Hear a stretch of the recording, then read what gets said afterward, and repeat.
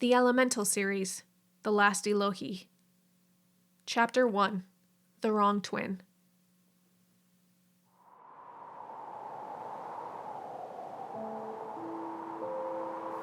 I've been told my whole childhood that I was special, but that couldn't be further from the truth. I'm not special. He was special. The last of the guests left the cemetery, but I stayed for a moment longer, staring at his grave. It started snowing lightly, the coldest day in December, I was told, but I couldn't feel anything. Skylen loved the cold, said that there was magic in it. I wore his necklace to the funeral. I never noticed how beautiful it was. The silver chain holding the blue water crystal almost alive somehow. Or maybe I felt wearing it made him feel more alive. Miss Rain, your mother is asking when you will be home. They want to start the reception. Thank you, Dax. I'm ready now. Very good, miss. I looked down at my phone. No new messages. It was just like my mother to ask the guards where I was instead of actually contacting me herself. I followed Dax to the black limo that was waiting for me. I looked out the window as we drove away. Goodbye, Sky. What a fucking waste. The car made its way through the twists and turns of the road that led to our estate on the top of the mountain overlooking the water district. It was more like a castle, like the ones you used to read about in fairy tales, except the castle belonging to the evil queen and not the beautiful heroine. It was dark and medieval, not a place you could truly call home. As I walked down the hallway, I could see the ballroom was full of people, mainly friends of my father, not a single person that was friends with Sky. Although we didn't have many friends. It was always just him and me. But I do remember a few schoolmates that would come over on occasion. I rushed past the ballroom and made my way to my mother's bedroom in the west wing. The door was slightly ajar, so I pushed my way in. I could see her sitting on her bed, dressed in an elegant black number, staring at the snowfall and the blue city lights below. Mother? Where have you been? I stayed a bit longer at the cemetery. Everyone is downstairs waiting. I put a dress on your bed. Go and change. Yes, Mother. Wait, Skarlet. Why are you wearing your brother's necklace? I think he would have wanted me to have it. You shouldn't be wearing that. Take it off. But Skylen... Take it off! Why? Because you don't have the gift.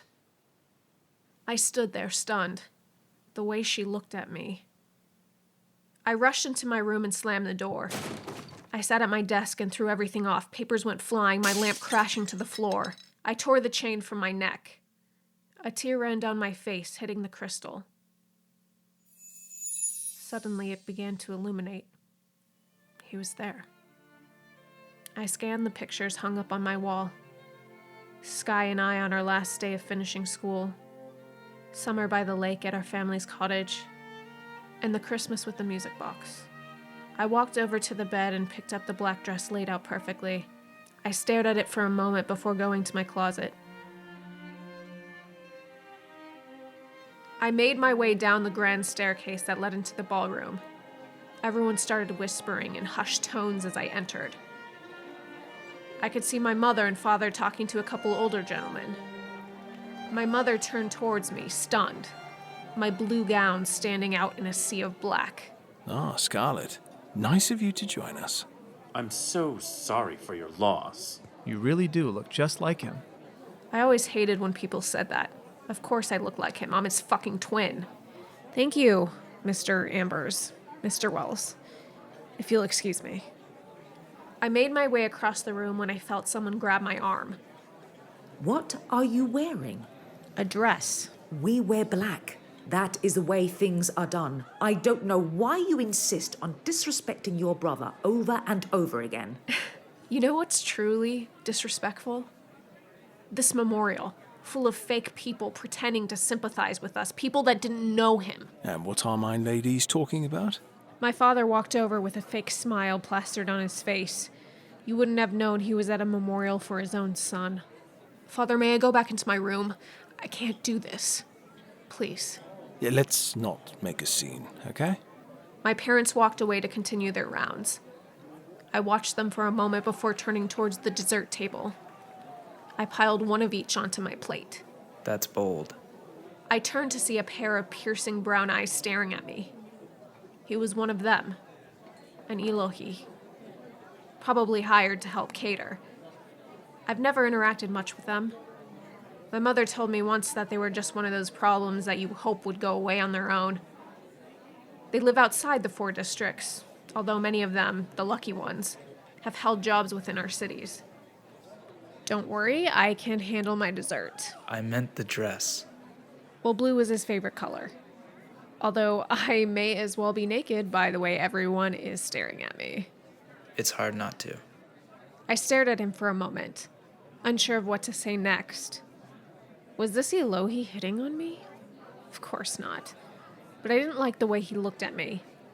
His eyes, like they knew everything I had ever done and will do. I think it's good that you're honoring him in this way. Before I could say anything, 2 women approached me, both with poofy black dresses and a single feather protruding from their outrageous updos. Very sorry for your loss, dear. Yes, dear. And you really do look just like him. Very much like him. Except without the gift, of course. It's almost like they're twins. The women turned towards the Elohi. They looked him up and down like he had the plague. He smiled mockingly, and they quickly turned and walked off.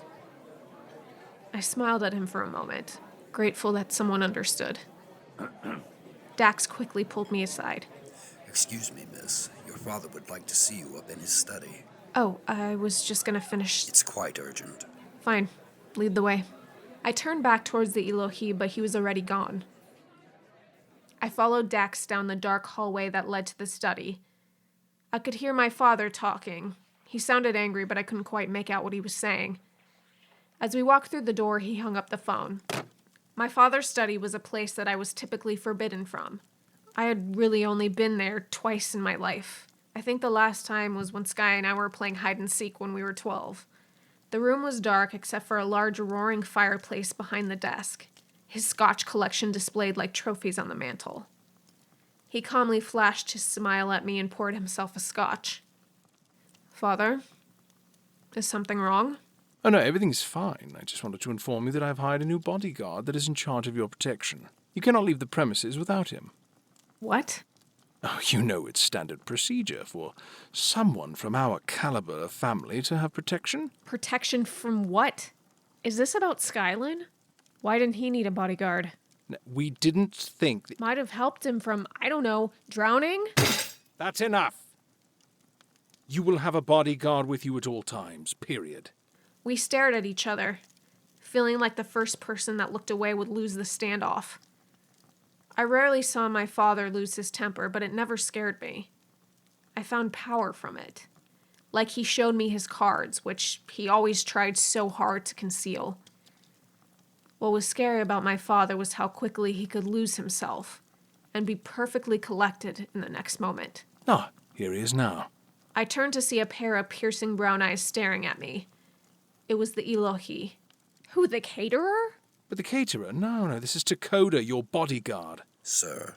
Don't worry, Dax. He has proven himself to be useful. Yes, sir. But I can make a mean sandwich if you want me to whip one up for you. Good man. Good man.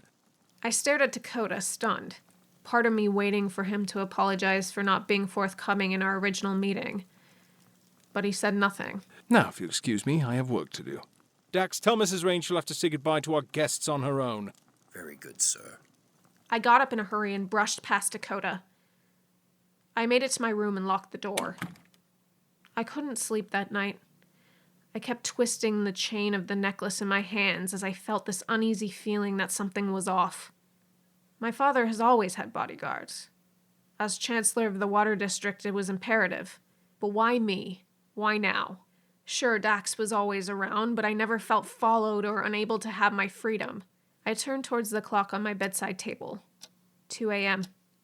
I grabbed my cloak and made my way towards the study.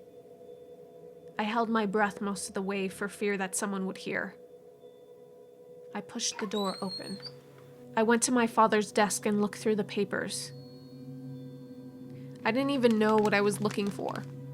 budgets, maps, orders, nothing that looked out of the ordinary. I turned towards the mantel.